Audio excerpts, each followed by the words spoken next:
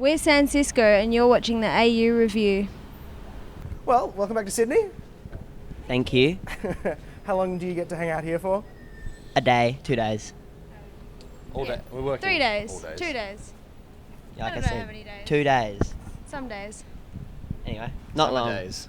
We're gonna Summer go. days. We're gonna go home for a week or so, and then we go on tour to another country. And it all kicks off. Are you looking forward to getting back on the road, or is it? I mean, it's been a while since there's been a substantial tour. So, how are you feeling about it? There's a bit of like, just get everything in order to go away. Yeah. Everyone's kind of just everyone's looking rushing forward to around it. madly, Yeah. trying to get stuff done before we go. Once we're away, it's pretty good actually. Yeah. Everyone's happy, but it's the before that's hard. It's the build up, and then our album comes out in like 2 weeks, so we're pretty excited about that. So you won't be at home when the album comes out. I think we will. We know we will be. We Oh, leave you like just- 2 days after, yeah. So what's happening on album release day? A wedding. Yeah, we're going to a a wedding. wedding. Yeah. Friend's wedding. Are you the house band? No. Absolutely not. Missed opportunity. He's a really good musician, so I think you'd probably pick someone better. He knows good music. But you guys know how to write a fun dancey song. It'd be a great wedding band. Yeah, we would make a good wedding band. That's probably what's going to end up after We'd get way too drunk if we chocolate were wedding colours. bands. And like, that'd be great. There's no such thing. There's no such thing. Let's talk about the record.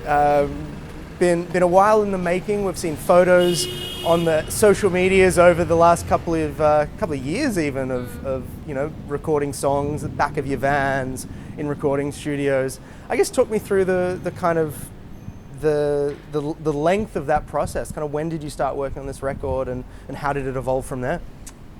Well, with this one, it's been around going for a while.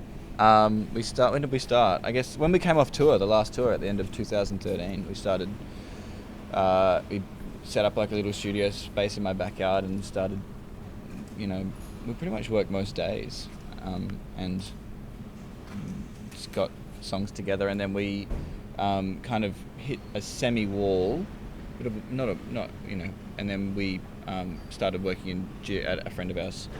It's actually the wedding that we're going to, his studio. Yeah, we were hitting a wall with the Pro Tools and the Logics. The software, we weren't very good at using software. And so we would like spend an hour trying to get this little thing that we had in our head, and we never could do it, so we just get frustrated and give up.